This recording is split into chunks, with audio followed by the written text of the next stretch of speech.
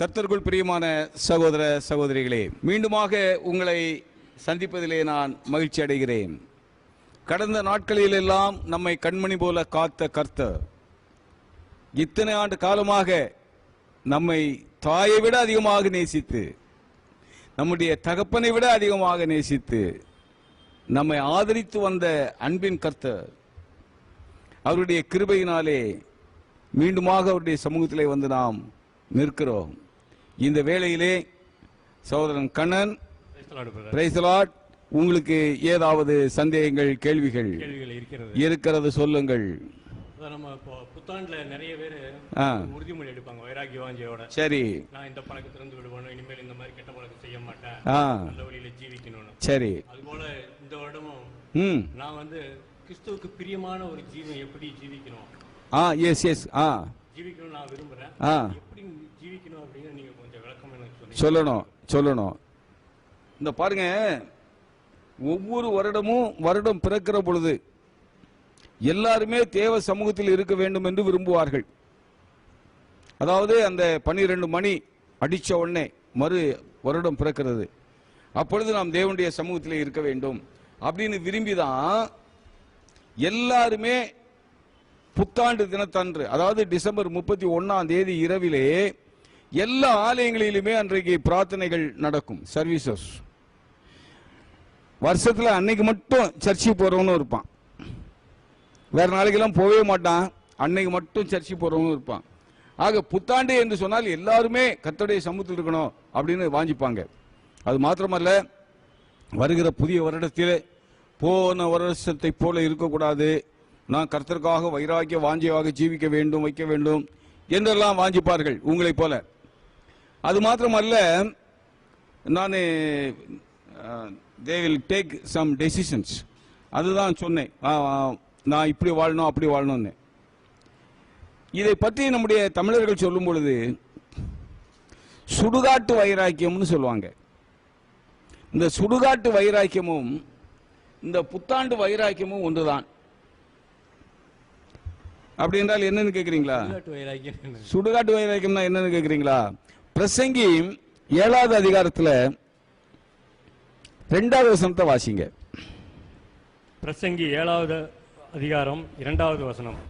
விருந்து வீட்டுக்கு போவதிலும் துக்க வீட்டுக்கு போவது நலம், இதிலே எல்லா மனுஷரின் முடிவும் காணப்படும், உயிரோடு இருக்கிறவன் இதை தன் மனதிலே சிந்திப்பான். ஆமா, எல்லா மனுஷருடைய முடிவு இதிலே காணப்படுகிறது, உயிரோடு இருக்கிறவன் இதை தன் மனசிலே சிந்திப்பான். அந்த சுடுகாட்டுக்கு போன உடனே இவன் யோசிப்பான், ஆகா யாரு என்னத்தை கொண்டு போறா, சாகுறப்போ ஒருவனும் ஒன்னத்தையும் எடுத்துட்டு போறது இல்ல, இந்த பூமியில வாழ்ற நாட்கள்ல நீ பெரியவனா நான் பெரியவனா அப்படின்னு சண்டை போடுறோம், புகழுக்காக சண்டை போடுறோம், பணத்துக்காக சண்டை போடுறோம். ஆனா கடைசியில தாயின், யோபு சொல்றார் இல்லையா, என் தாயின் வயிற்றிலிருந்து நான் நிர்வாணியாக பிறந்தேன், நிர்வாணியாக செல்வேன்னு. அதே போல கடைசியில ஒன்றுமற்றவர்களாக வெறுங்கையராக தானே சுடுகாட்டுக்கு வருகிறோம். அதனாலே இனிமேல் யாரோடு நான் சண்டை போட மாட்டேன், யார் மேலேயும் பொறாமை கொள்ள மாட்டேன், பணத்திற்காக நான் பணத்தை முக்கியத்துவப்படுத்தி பாடுபட மாட்டேன். நான் தேவ சமூகத்தை தேடணும், ஒரு நல்ல ஆன்மீகவாதியாக வாழணும், தேவனுக்கு பிரியமான ஒரு ஜீவியை நான் ஜீவிக்கணும். இப்ப சொன்னீங்க இல்லையா, நான் தேவனுக்கு பிரியமா வாழணும்னு நினைக்கிறேன்ட்டு. அது போல எல்லாரும் என்ன பண்ணுவாங்க, ஒரு சபதம் எடுப்பாங்க, வைராக்கிய வாஞ்சையோடு கூட ஒரு சபதம் எடுப்பாங்க. அப்படின்னு வைராக்கிய வாஞ்சையோட இருந்துட்டு அங்க அந்த காம்பவுண்டுக்குள்ள நிக்கிறது வரைக்கும் அவங்க இருதயமெல்லாம் அனலாக பற்றி எரியும், தேவதா பக்தி அங்க ஓங்கி ஒளி வீசும். அந்த இடுகாட்டு காம்பவுண்டை விட்டு வெளியே வந்த உடனே அந்த தெய்வம் பற்றிய சிந்தனையே அவனுக்கு மறந்து போகும். நிறைய எங்க போலாம், நல்ல சிந்தனைகள் இருந்தா பரவாயில்ல, தேவாலயத்துக்கு போலாம், ஆராதிக்கலாம், அந்த விசேஷத்தை கூட அந்த சபையில வச்சிருக்காங்க, இந்த சபையில, இது போல அவன் சிந்திக்க மாட்டான். அதுக்கு பதிலாக யாரை ஏமாத்தலாம், யாரை மோசடி பண்ணலாம், வியாபாரத்தில் லாபம் அதிகமாக சம்பாதிப்பது எப்படி, இது போல இழிவான ஆதாயத்தை இச்சிக்கிறவர்களாக அவர்களுடைய சிந்தைகள் எல்லாம் மாறி போகும். தேவனுக்கு பிரியமான ஜீவிக்கணும் அப்படிங்கக்கூடிய சிந்தை மாறி உலகத்தை பற்றிய சிந்தை அவர்களுடைய உள்ளத்திலே வந்துடும். இது இடுகாடு சுடுகாடு வைராக்கியம். எது வரைக்கும் அந்த வைராக்கியம் வரும்? அந்த காம்பவுண்ட் சுவரை தாண்டது வரைக்கும். காம்பவுண்ட் சுவரை தாண்டியாச்சுன்னா அந்த வைராக்கியம்லாம் மறைஞ்சு போகும். அதே போல புது வருட வைராக்கியம்.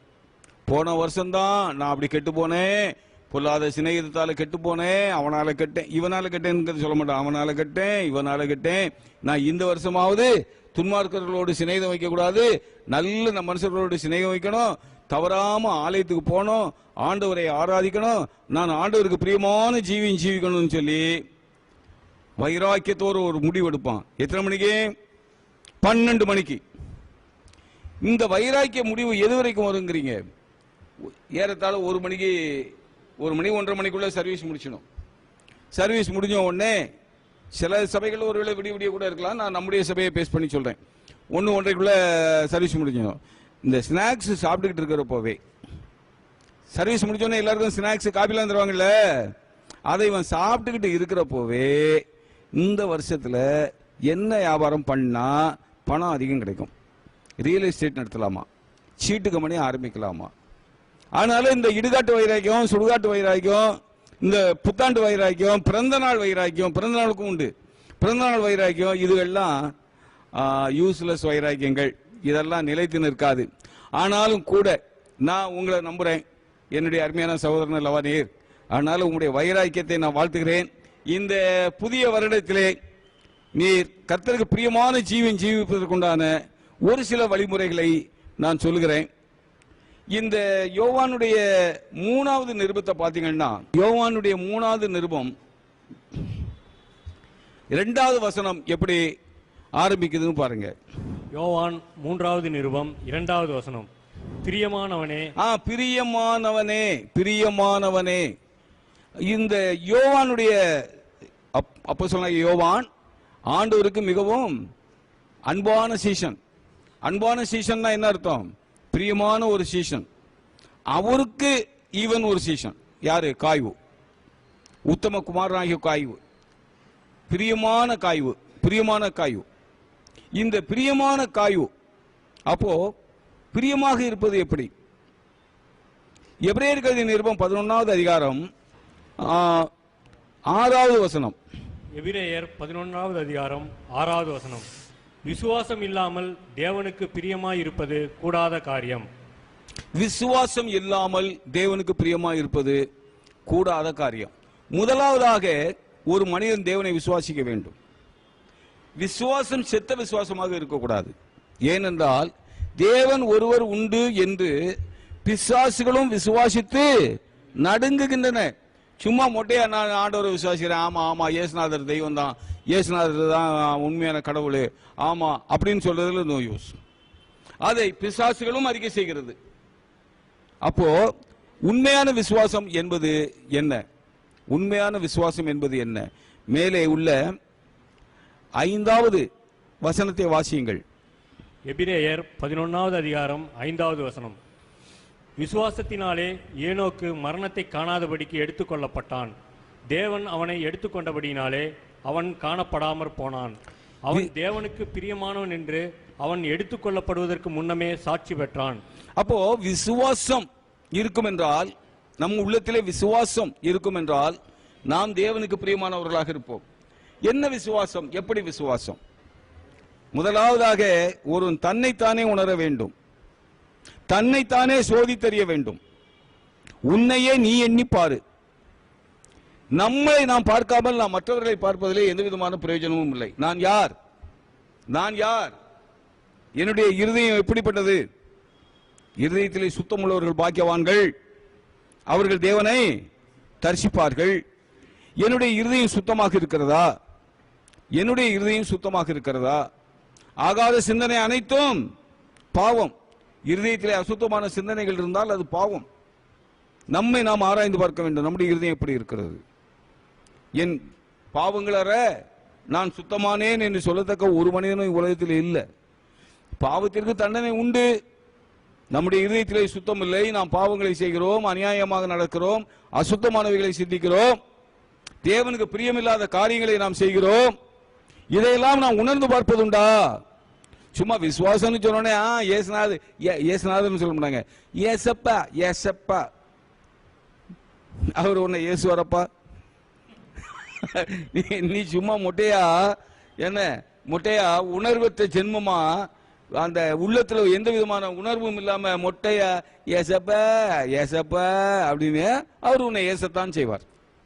விசுவாசம் என்பது நம்பப்படுகிறவைகளின் உறுதியும் காணப்படாதவைகளின் நிச்சயமாக இருக்கிறது. விசுவாசம் என்றால் என்ன? விசுவாசம் என்றால் என்ன? முதலாவது நாம் யார் என்பதை உணர வேண்டும். ஆண்டவரே, நான் பாவியாக இருக்கிறேன். பாவத்திற்கு தண்டனை உண்டா? பாவத்தின் சம்பளம் மரணம். மரணம் என்றால் பிரிதல், பிரிவு. நாம் பாவம் செய்யும் பொழுது தேவனை விட்டு பிரிகிறோம். நாம் பாவம் செய்யும் பொழுது தேவனை விட்டு பிரிகிறோம். அதைத்தான் ஆண்டவர் ஆதாமுக்கு சொன்னார், இனி என் வாக்கை மீறி அந்த நன்மை தீமை அறியத்தக்க கனியை நீ புசிக்கும் நாளிலே நீ சாகவே சாவாய். அப்படின்னா என்ன அர்த்தம்? நீ என்னை விட்டு பிரிந்து போவாய். நம்முடைய உள்ளத்திலே பாவம் இருக்கும் வரை நாம் தேவனோடு ஐக்கியப்பட முடியாது. அப்போ நாம் பாவி என்பதை உணர்ந்து, ஆண்டவரே பாவியாகிய என்மேல் கிருபையாயிரும். என்ன பாவம் நான் செய்தேன்னு தர்க்கம் பண்ணிட்டு இருக்க கூடாது. அநேகர்கிட்ட போய் இன்னைக்கு சுவிசேஷம் சொன்னீங்கன்னா, நான் என்ன பாவம் செஞ்சேன், நான் யாரு குடியை கெடுத்தேன், நான் யாரை மோசம் பண்ணேன், நான் யாருக்கு அநியாயம் பண்ணேன், இப்படிதான் சொல்லுவாங்க. இவர்களெல்லாம் தங்களுடைய உள்ளத்திலே தங்களை தாங்களே நீதிமான்களாக பாவித்துக் கொள்ளக்கூடியவர்கள். உன்னுடைய நீதி எல்லாம் அழுக்கான கந்தையாக இருக்கிறது. நம்முடைய நீதி எல்லாம் தேவ பார்வையிலே அழுக்கான கந்தையாக இருக்கிறது. ஆயிரம் அயோக்கியத்தனம் பண்ணிட்டு நான் யாருக்கும் எந்த தீங்கும் செய்யல அப்படின்னு பம்மாத்து பண்ணா கர்த்தருக்கு அது தெரியாதா? உள்ளிந்திரியங்களை ஆராய்ந்து அறியக்கூடிய கர்த்தர். அதனால முதல்ல நீ யாருங்கிறத உணரு. நீ பாவி என்பதை உணரு. உன் பாவத்திற்கு தண்டனை உண்டு என்பதை உணரு. பரலோகத்தின் தேவன் பாவியாகிய நம்மேல் அன்பாய் இருக்கிறார். நாம் நரகத்துக்கு போவதனாலே அவருக்கு எந்த விதமான நஷ்டமும் இல்லை. நாம் பரலோகத்துக்கு செல்வதனாலே அவருக்கு எந்த விதமான லாபமும் இல்லை. ஏனென்றால் ஆயிரம் தேவதூதர்கள், கோடானு கோடி தேவதூதர்கள் நித்தமும் அவருடைய சமூகத்திலே சேனைகளின் கர்த்தர் பரிசுத்தர் பரிசுத்தர் பரிசுத்தர் என்று வாழ்த்தி வணங்கி கொண்டிருக்கிறார்கள். அதனால நம்ம போய் அவரை போற்ற வேண்டும், புகழ வேண்டும், துதிக்க வேண்டும், ஸ்தோத்திரிக்க வேண்டும் என்று சொல்லி அவர் எதிர்பார்க்கவில்லை. அவர் நம்மிடத்திலே செலுத்திய அன்பு எந்த விதமான எதிர்பார்ப்பும் இல்லாத அன்பு. நாம் துரோகிகள், சண்டாளர்கள், சத்துருகள் என்பதெல்லாம் அவருக்கு தெரியும். ஆனாலும் கூட நம்முடைய பாவத்திற்குண்டான தண்டனையை நாம் அனுபவிப்பதை அவர் விரும்பவில்லை. காரணம் நம்மேல் வைத்த அன்பு. பாவத்திற்குண்டான தண்டனை என்ன? 2 பிரம்படியா, 4 சவுக்கடியா? இல்லை, அக்கினியும் கந்தமும் இருக்கிற நரகம். எவ்வளவு நேரத்துக்குப்பா? நான் எத்தனை வருஷம் வாழ்ந்தேனோ அத்தனை வருஷமா? இல்லை இல்லை இல்லை இல்லை இல்லை, கணக்கில் அடங்காத ஆண்டுகள், முடிவில்லாத ஆண்டுகள். அக்கினியும் கந்தமும் இருக்கிற நரகத்திலே பங்கடைய வேண்டும். அதுதான் பாவத்திற்குண்டான தண்டனை. ஆனால் அன்பே உருவான தெய்வம் நம்முடைய பாவத்தின் தண்டனை அவர் சிலுவையிலே சுமந்து தீர்த்தார். அவர் சிலுவையிலே சிந்திய ரத்தத்தினாலே பாவ மன்னிப்பாகிய மீட்பு நமக்குண்டு. இப்ப விசுவாசம் என்பது, ஆண்டவரே நான் பாவி, நான் பாவத்திற்குண்டான தண்டனைக்கு பாத்திரவான், ஆனால் தேவரீர் என்மேல் நீர் வைத்த அன்பினாலே என் பாவத்தின் தண்டனையை நீர் சிலுவையிலே சுமந்து தீர்த்து பாவத்தின் தண்டனையிலிருந்து என்னை விடுவித்தீர். அதை நான் நம்புகிறேன் ஆண்டவரே, அதை நான் நம்புகிறேன் ஆண்டவரே. நீர் பாவியாகிய என்மேல் கிருபையாகிறோம். இதுதான் விசுவாசம் என்பது. இப்படி நீங்கள் முதல் ஸ்டெப், தேவனிடத்திலே விசுவாசம் வைக்க வேண்டும். இப்படி நீங்கள் தேவனிடத்திலே விசுவாசம் வைத்தால் தேவன் உங்கள் மேல் பிரியமாயிருப்பார்.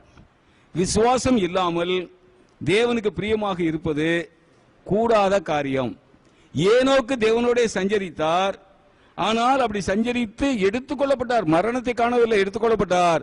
அப்படி எடுத்துக்கொள்ளப்படுவதற்கு முன்னதாகவே அவர் தேவனுக்கு பிரியமானவர் என்று சொல்லி தேவனாலே சாட்சி பெற்றார். இது ஒண்ணு. சரி, இப்ப நீங்க ஆண்டவரை விசுவாசிக்கிறீங்க. ஆண்டவரை விசுவாசித்து அதுக்கப்புறம் நீங்க என்ன பண்ணணும்? விசுவாசித்த அந்த ஆண்டவரை தொழுது கொள்ள வேண்டும், பணிந்து கொள்ள வேண்டும். நீங்க வெளிப்படுத்தின விசேஷத்துல பார்ப்பீர்கள் என்றால் 4வது அதிகாரம் 9வது வசனத்திலிருந்து வாசிங்க. வெளிப்படுத்தின விசேஷம் 4வது அதிகாரம் 9வது வசனம் முதல். மேலும் சிங்காசனத்தின் மேல் வீற்றிருந்து சதா காலங்களிலும் உயிரோடு இருக்கிறவருக்கு அந்த ஜீவன்கள் மகிமையையும் கனத்தையும் ஸ்தோத்திரத்தையும் செலுத்தும் போது 24 மூப்பர்களும் சிங்காசனத்தின் மேல் வீற்றிருக்கிறவருக்கு முன்பாக வணக்கமாய் விழுந்து சதா காலங்களிலும் உயிரோடு இருக்கிறவரை தொழுது கொண்டு தங்கள் கிரீடங்களை சிங்காசனத்திற்கு முன்பாக வைத்து, கர்த்தாவே, தேவரீர் மகிமையும் கனத்தையும் வல்லமையும் பெற்றுக்கொள்கிறதற்கு பாத்திரராயிருக்கிறீர். நீரே சகலத்தையும் சிருஷ்டித்தீர். உம்முடைய சித்தத்தினாலே அவைகள் உண்டாயிருக்கிறவைகளும் சிருஷ்டிக்கப்பட்டவைகளுமாய் இருக்கிறது என்றார்கள். ஆக நீங்கள் விசுவாசித்தால் உங்களுடைய விசுவாசத்தின் அடுத்த ஸ்டெப் எதுவாக இருக்கும்? ஆண்டவரை ஆராதிக்கக்கூடியதாக இருக்கும். ஆண்டவரை ஆராதிக்கக்கூடியதாக இருக்கும். ரட்சிக்கப்பட்ட விசுவாசிகள் ஆண்டவரிடத்தில் இருந்து பெற்ற கட்டளை, நான் வரும் வரை என்னை நினைவுறும்படியாக இதை செய்யுங்கள் என்று சொன்னார். எதை செய்ய வேண்டும்? ஆண்டவர் உயிர்த்தெழுந்த அந்த வாரத்தின் முதல் நாளிலே சபையாக கூடி வந்து கர்த்தருடைய பாடுகளையும் அவருடைய மரணத்தையும் அவருடைய உயிர்த்தெழுதலையும் உலகுக்கு அறிவிக்க வேண்டும். அவர் கடைசியாக ராபோஜனத்திலே கட்டளையிட்டார். அப்பத்தை பிட்டார், ஆசீர்வதித்தார், சீசர்களிடத்திலே கொடுத்தார். இதை வாங்கி புசியுங்கள், இது நான் உங்களுக்காக என்னுடைய சரீரத்தை பிக்கப்படுவதற்கு ஒப்புக் கொடுக்கிறேனே, அதன் அடையாளம் என்றார். அதே போல பாத்திரத்தை எடுத்து இதிலே நீங்கள் பானம் பண்ணுங்கள், இது நான் உங்களுக்காக சிந்த போகிற இரத்தத்தின் அடையாளம் என்றார். ஆண்டவரை ஆராதிப்பது என்றால் ஏதோ வீட்டில் உட்காந்துக்கிட்டு அல்லேலூயா அல்லேலூயான்னு கூத்தாடுறதல்ல, அல்லது ஒரு 10-50 பேர் ஒன்னா சேர்ந்துக்கிட்டு குதிச்சு குத்தாட்டம் போடுறதல்ல. குதிச்சு குத்தாட்டம் போடுறது சினிமாவில், ஆலயத்தில் அல்ல. ஆலயத்தில் வந்து ஆண்டவருடைய பாடுகளை, ஆண்டவருடைய மரணத்தை நாம் நினைவுகூர வேண்டும். அதற்கு தான் ஆண்டவருடைய ராப்போஜனம் என்று சொல்லி பெயர். பிக்கப்பட்ட கர்த்தருடைய சரீரத்தின் அடையாளமாக அப்பம் பிக்கப்பட வேண்டும். கர்த்தர் சிந்திய ரத்தத்திற்கு அடையாளமாக பாத்திரத்திலே திராட்சை ரசம் வைத்து பானம் பண்ணப்பட வேண்டும். நாம் ஒரே சரீரத்தின் அடையாளம் என்பதற்காக, ஒரே சரீரத்தின் அவயவங்கள் என்பதற்கு அடையாளமாக ஒரே அப்பத்தை, ஒரே அப்பத்தில் எல்லாரும் பங்கு கொள்ள வேண்டும். ஒரு அப்பத்தை கொண்டு வந்து அதை பிச்சு 4 பாத்திரத்தை வச்சுக்கிட்டு 4 பக்கமா அதை கொடுத்து அனுப்பிச்சு அதுல பங்கு கொள்வது அல்ல. கூடி வருவதே அதற்காக தான். சிலர் நேரத்தை மிச்சப்படுத்துறாங்களாம். நேரத்தை அதுக்கு எதுக்கு கூடி வர? கூடி வருவதே அதற்காக தானே. வந்த நோக்கத்தை நிறைவேற்றாமல் ஒரு அப்பத்தை எடுத்து பிச்சு 4 தட்டில் வச்சு 4 பகுதிக்கு அனுப்புறது. அப்படி ஒண்ணு இப்படி ஒண்ணு இப்படி ஒண்ணா, அது சரியான ஆராதனை அல்ல. ஒரே தட்டில் வச்சு எல்லாரும் அதுல பங்குள்ளணும். அதே போல பாத்திரத்துல ரசம் இருக்கிறது. ஒரு பாத்திரத்துல வச்சுட்டு ஜெபம் பண்ணிட்டு 4 பாத்திரத்துல ஊத்தி 4 பக்கமா கொடுக்கறது அல்ல. ஒரே பாத்திரத்துல எல்லாரும் வாய் வச்சு அந்த பாத்திரத்துல பானம் பண்ணணும். அதுக்கு என்ன அர்த்தம்? நாங்கள் எல்லாரும் கிறிஸ்துவாகிய சபையாகிய சரீரத்தின் தலையாக இருக்கக்கூடிய கிறிஸ்துவின் அவயவங்களாக நாங்கள் இருக்கிறோம். நாங்கள் ஒரே குடும்பத்தின் மக்கள் அப்படிங்கறத சொல்லக்கூடியதாக இருக்கணும். இதுதான் உண்மையான ஒரு ஆராதனை. இந்த உண்மையான ஆராதனையை நீங்கள் வாரந்தோறும் கை கொள்ளும் பொழுது நீங்கள் ஆண்டவருக்கு பிரியமானவர்களாக இருப்பீர்கள். தானியேலின் புத்தகத்தை வாசித்தீங்கன்னா தேவதூதன் வந்து தானியேல சொல்றான், பிரியமான புருஷனாகிய தானியேலே அப்படிங்கிறான். அதற்கு முன்னதாக தரியு சொல்கிறார், தானியேலே, நீ இடைவிடாமல் ஆராதிக்கிற உன் தேவன், நீ இடைவிடாமல் ஆராதிக்கிற பிரியமான புருஷன், நீ இடைவிடாமல் ஆராதிக்கிற உன் தேவன். நாம் கர்த்தரை இடைவிடாமல் ஆராதிக்கும் பொழுது கர்த்தர் நம்மேல் பிரியமாயிருப்பார்.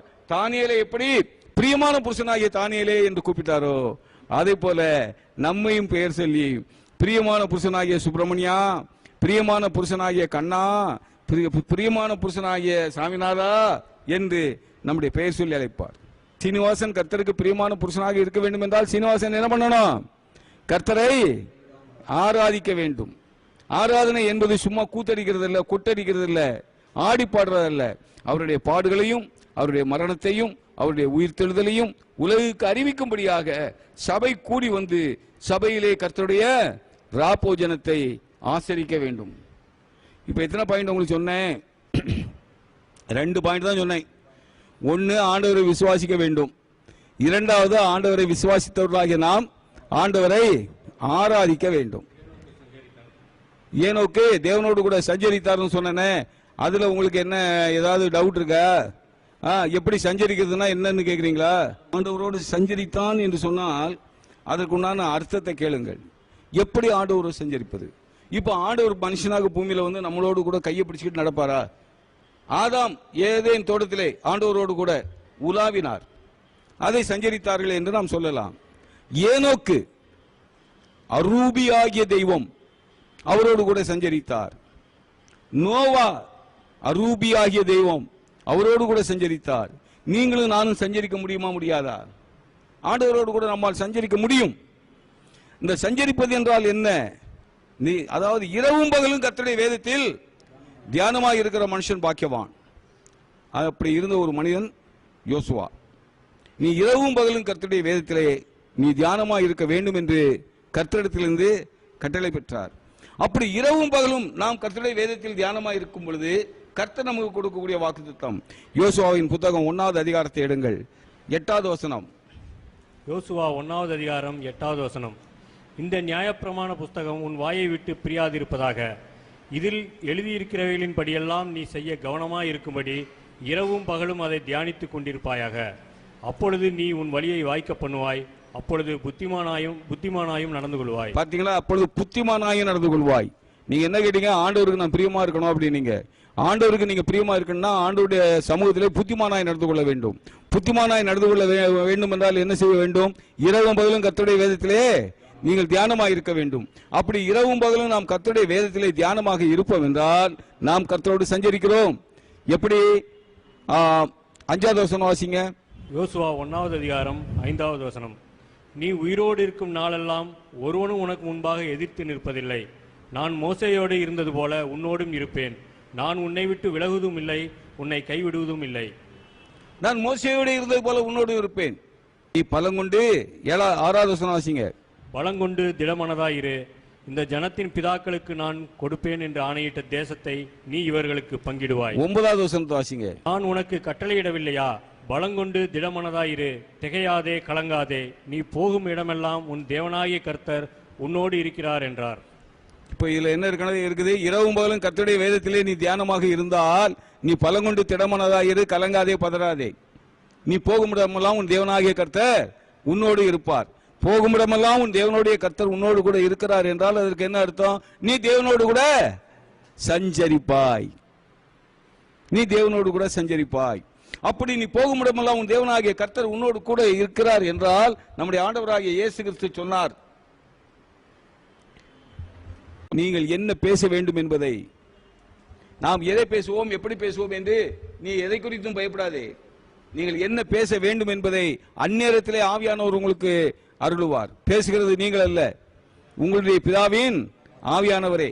நம்மிடத்திலே பேசுவதற்கு நம்முடைய சத்துருக்கள் பயப்படுவார்கள். ஒருவனும் உன்னை மேற்கொள்ள முடியாது. அப்பேற்பட்ட ஒரு ஞானத்தை கர்த்தர் நமக்கு தருவார். எப்பொழுது நாம் இரவும் பகலும் கர்த்தருடைய வேதத்திலே தியானமாக இருக்கும் பொழுது, ஜெபத்திலும் வேத வாசிப்பிலும் நாம் உறுதியாக தரித்திருக்கும் பொழுது எல்லாம் பரிசுத்தமாக்கப்படும். அதனாலே முதலாவது நீ விசுவாசி, கர்த்தரை நம்பு. அடுத்தபடியாக நீ கர்த்தருடைய ஆராதனையை ஆர்வத்தோடு கைக்கொள். கர்த்தரை இடைவிடாமல் நீ தொழுதுகொள், ஆராதி. மூன்றாவதாக கர்த்தருடைய வேதத்திலே இரவும் பகலும் தியானமாயிருந்து கர்த்தரோடு கூட இணைந்து நட. இந்த மூன்றுக்கும் பிறகு நான்காவதாக இன்னொரு காரியம் இருக்கிறது. அது என்ன காரியம் என்றால், ரோமர்கள் நிருபம் 14வது அதிகாரம் 18வது வசனம். ரோமர் 14வது அதிகாரம் 18வது வசனம். கிறிஸ்துவுக்கு ஊழியம் செய்கிறவன் தேவனுக்கு பிரியனும் மனுஷரால் அங்கீகரிக்கப்பட்டவனுமாய். கிறிஸ்துவுக்கு ஊழியம் செய்கிறவன் தேவனுக்கு பிரியமுள்ளவனாக இருக்கிறான். அடுத்ததாக யோவான் 12வது அதிகாரத்தில் 26வது வசனம். யோவான் 12:26. யோவான் 12வது அதிகாரம் 26வது வசனம். ஒருவன் எனக்கு ஊழியம் செய்கிறவனானால் என்னை பின்பற்ற கடவன். நான் எங்கே இருக்கிறேனோ அங்கே என் ஊழியக்காரனும் இருப்பான். ஒருவன் எனக்கு ஊழியம் செய்தால் அவனை பிதாவானவர் கனம் பண்ணுவார். ஒருவன் எனக்கு ஊழியம் செய்தால் அவனை பிதாவானவர் கனம் பண்ணுவார். அப்போ ஆண்டவராகிய இயேசு கிறிஸ்துவுக்கு ஊழியம் செய்கிறவன் தேவனுக்கு பிரியமானவனாக இருக்கிறான். பிதாவாகிய தேவன் அவனை கனம் பண்ணுவார். மனுஷர்களுக்கு அங்க என்ன எழுதியிருக்குது? மனுஷரால் அங்கீகரிக்கப்பட்டவனாக இருப்பான். ஒருவன் தேவனுக்கு ஊழியம் செய்தால், இயேசு கிறிஸ்துவுக்கு ஊழியம் செய்தால் பிதாவுக்கு பிரியமானவனாக இருப்பான். அப்ப ஆண்டவருக்கு பிரியமா இருக்கிறதுக்கு என்ன பண்ணணும்? ஆண்டவராகிய இயேசு கிறிஸ்துவுக்கு ஊழியம் செய்ய வேண்டும். ஆண்டவராகிய இயேசு கிறிஸ்து ஊழியம் செய்வது என்றால் என்ன? அவருடைய சுவிசேஷத்தை உலகம் முழுவதும் அறிவிக்க வேண்டும்.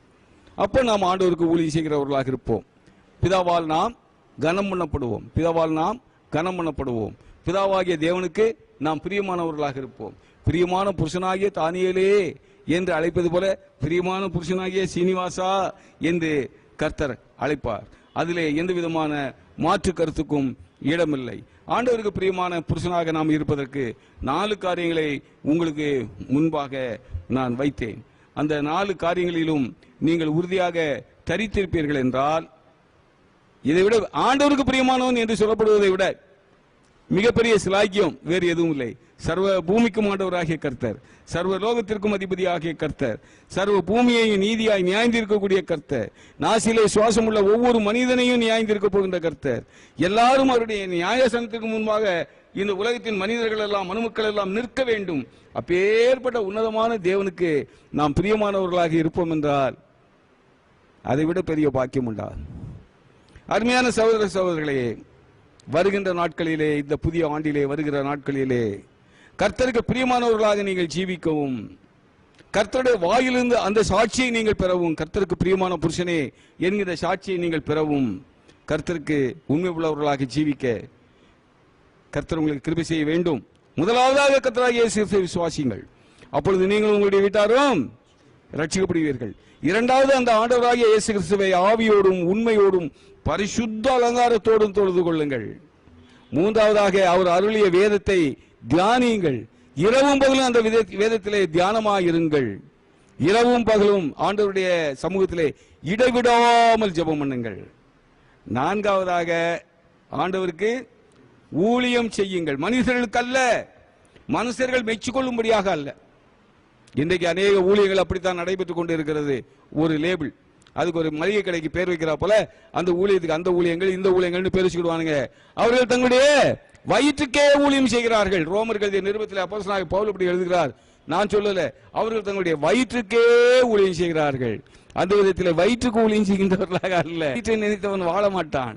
இந்த பூமியில நல்லா வாழ்றாங்க, ஆனா பரலோகத்திலே அவர்களுக்கு எந்த விதமான போக்கிடமும் இருக்காது. கர்த்தருக்கு உண்மை உள்ள ஊழியக்காரர்களாக, இந்த உலகத்தின் நன்மைகளுக்காக அல்ல, இம்மைக்காக மாத்திரம் நாம் தேவனிடத்தில் விசுவாசம் உள்ளவர்களாக இருப்போம் என்றால் எல்லா மனிதர்களை விட நாம் பரிதபிக்கக்கூடியவர்களாக இருப்போம்.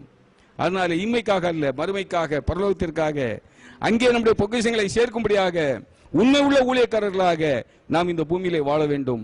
நல்லது, உத்தமமும் உண்மை உள்ள ஊழியக்காரனே, உன் எஜமானுடைய சந்தோஷத்திற்குள் நீ பிரவேசி என்று கர்த்தர் சொல்லக்கூடிய ஒரு நிலைமையிலே நாம் உண்மை உள்ள ஊழியக்காரர்களாக ஊழியம் செய்து ஜீவிப்போம்.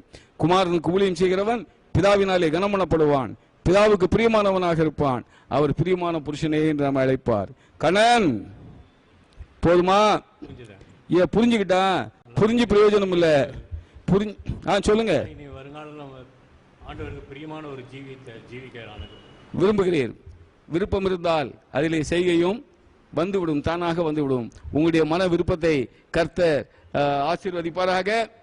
ஆண்டவராகிய இயேசு கிறிஸ்து உத்தமும் உண்மை உள்ள ஊழியக்காரனை என்று அழைக்க முடியாத ஒரு வாழ்க்கையை நாம் வாழ கர்த்தர் தாமே நமக்கு கிருபை செய்வாராக.